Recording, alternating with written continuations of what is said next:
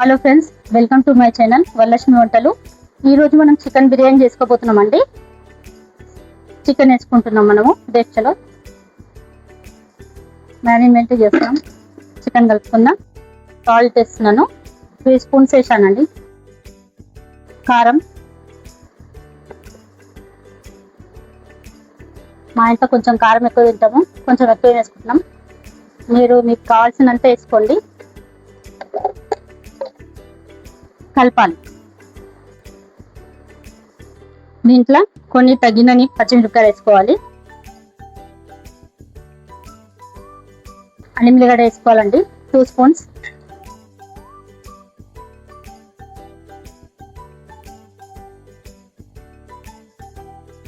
పుదీనా బాగా వేసుకోవాలండి.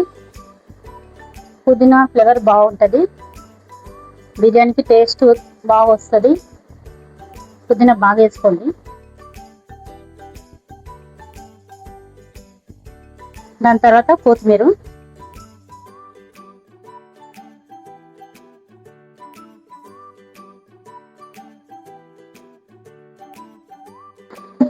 ఇప్పుడు మనం ధనియాల పొడి వేసుకోవాలండి. ధనియాల పొడి 2 స్పూన్స్ వేసుకుంటున్నాను. ఇది జీలకర్ర పొడి వేసుకోవాలండి. జీలకర్ర పొడి తక్కువ వేసుకోవాలి, ఎక్కువ వేసుకుంటే చేదవుతుంది. ఇదేమో పట్టా ఇలాచి లవంగ పొడి అండి. మీరు కావాలంటే బిర్యానీ మసాలా వేసుకోవచ్చు. నేను ఇంట్లో నూరిన మసాలా వేసుకుంటున్నాను. బాగా కలుపుకోవాలి. బాగా ఎంత కలుపుకుంటే అంత రుచిగా ముక్కకి ఉప్పు, కారం, పుదీనా, కొత్తిమీర, పచ్చిమిరపకాయలు టేస్ట్ బాగుంటుందండి. దాని తర్వాత ఉల్లిగడ్డలు వేసుకోవాలి. వేయించుకున్న ఉల్లిగడ్డలు వేసుకోవాలండి. ఉల్లిగడ్డ కూడా బాగా కలుపుకోవాలి. చూడండి ఎలా కలుపుకోవాలో మంచిగా చూసుకోండి.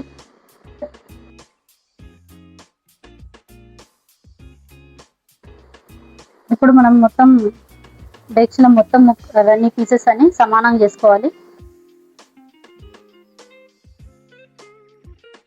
ఆయిల్ పోసుకోవాలండి. ఈ ఉల్లిగడ్డ వేయించుకున్న ఆయిల్ ఇది.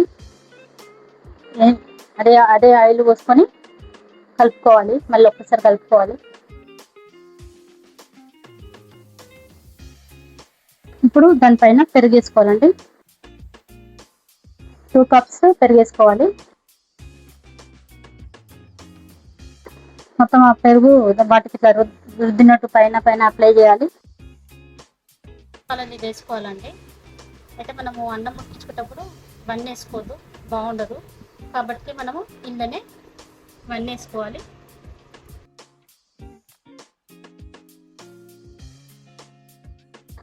మూత పెట్టుకొని పెట్టుకోవాలి. తర్వాత ఇప్పుడు రైస్ చేద్దాం.